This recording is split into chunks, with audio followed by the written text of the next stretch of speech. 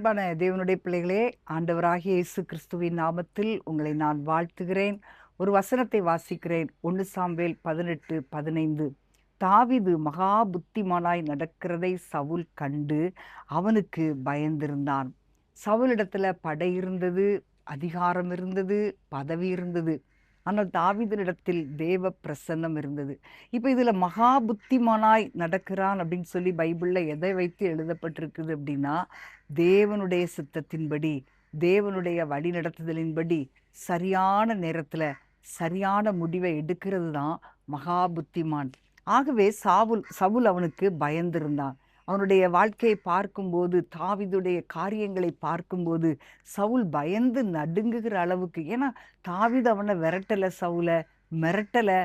ஆனாலும் சவுல் தாவீதுக்கு பயந்திருந்தான். அன்பான தேவனுடைய பிள்ளைகளே, இன்றைக்கு நீங்க ஆண்டவருடைய திட்டத்தின்படி நடக்கும்போது அப்படின்னா, மற்றவங்க ஆத்திரப்படும் போது நீங்க கோபப்படாம, அவங்க கோபப்படும் போது நீங்க ஜெபித்து, அவங்க தவறா நடக்கும்போது நீங்க நேர்மையா நடப்பீங்களானா, உங்களை பார்த்து மற்றவங்க பயப்படுகிற அளவுக்கு ஆண்டவர் உங்கள் வாழ்க்கையை உயர்த்துவார். ஆமேன்.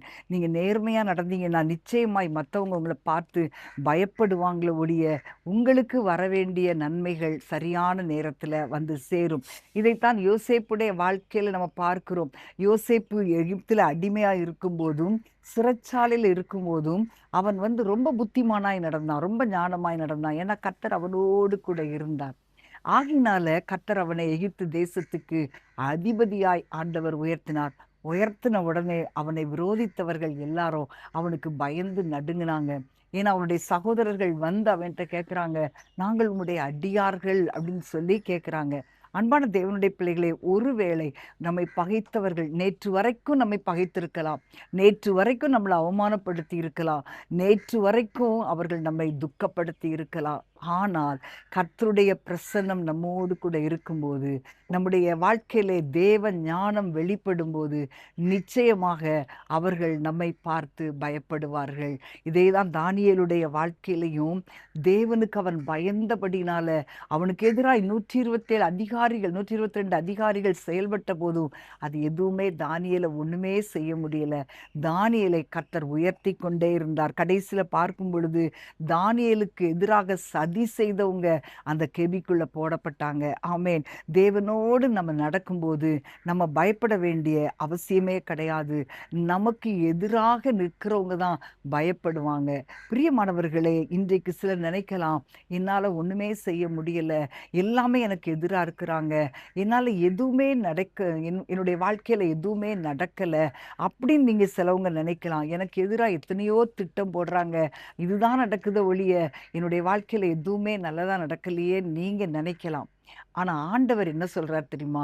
உங்களுக்கு விரோதமா எவ்வளவு பெரிய சதி திட்டம் போட்டாலும் தேவன் என்ன நினைக்கிறாரோ அதைத்தான் அவர் நிச்சயமாக உங்களுடைய வாழ்க்கையில செய்வார். ஒண்ணே ஒண்ணு, நீங்க தேவனுக்கு பயந்து நடக்கணும், தேவ ஞானத்தோடு நடக்கணும். தேவனுடைய தேவனுடைய கிருபை உங்க வாழ்க்கையில அதிகமாய் வெளிப்பட கர்த்தர் உங்கள் வாழ்க்கையில பெரிய காரியங்களை செய்வார். தாவீதோடு கர்த்தர் இருந்தது போல இன்றைக்கு உங்களோடு இருக்க கர்த்தர் விரும்புகிறார். உங்களுடைய வாழ்க்கையை ஆண்டவருடைய கரத்துல நீங்க ஒப்பு கொடுப்பீங்களா? ஆண்டவரே, நான் உமக்கு பிரியமாய் நடப்பேன், நான் தாவீதை போல நான் வாழ்வேன்னு சொல்லி நீங்க ஒப்பு கொடுப்பீங்களா? நீங்கள் தேவனோடு ஞானமாக நடக்கும்போது உங்களை எதிர்க்கிறவங்க, உங்களை விரோதிக்கிறவங்க உங்களுடைய உயர்வை கண்டு அப்படியே பயந்து நடுங்குவாங்க. அவர்கள் நினைத்தபடி நடக்கலையே அப்படின்ற ஒரு வேதனையோடு உங்களுக்கு எதிராக எழும்புறவங்க எல்லாம் பயந்து நடுங்குகிற அளவுக்கு, ஆமேன், கர்த்தர் உங்கள் வாழ்க்கையை பிரகாசிக்க பண்ணுவார். உங்களுடைய உயர்வு தேவனுடைய கரத்தில் இருக்கிறது.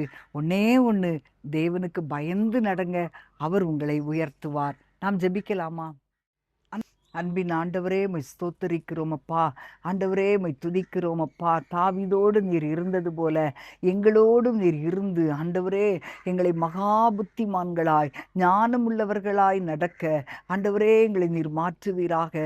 இந்த உலகத்தில் எங்களுக்கு எதிராக எத்தனை பேர் எழும்பினாலும் ஆண்டவரே அது எங்களை தொட முடியாதப்பா. எங்களுடைய ஆண்டவரே எங்களை அது தோல்வி அடைய செய்ய முடியாது. எவ்வளவு பேர் எங்களுக்கு விரோதமாக எழும்புறாங்களோ அந்த அளவுக்கு கர்த்தர் எங்களை நீர் உயர்த்துகிற தேவன் என்பதை ஆண்டவரே நாங்கள் அறிந்திருக்கிறோம். இன்றைக்கு இந்த செய்தியை கேட்கிற ஒவ்வொரு பிள்ளைகளுடைய வாழ்க்கையிலும் அவர்களுக்கு எதிராக யார் எழும்பினாலும் என் கர்த்தர் அவர்கள் பட்சத்திலே இருந்து அவர்களுக்காக நீர் பெரிய காரியங்களை செய்கிறபடியால் மை துதிக்கிறேன்.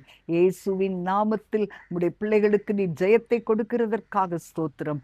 சத்துருக்கள் அவர்களை கண்டு பயப்படுகிறதற்காக உம்மை துதிக்கிறேன். இயேசுவின் நாமத்தில் பிதாவே, ஆமேன், ஆமேன். அன்பான தேவனுடைய பிள்ளைகளே, இன்றைக்கு உங்களுடைய வாழ்க்கையில நீங்கள் மனிதர்களை பார்த்து பயப்படாதுங்க.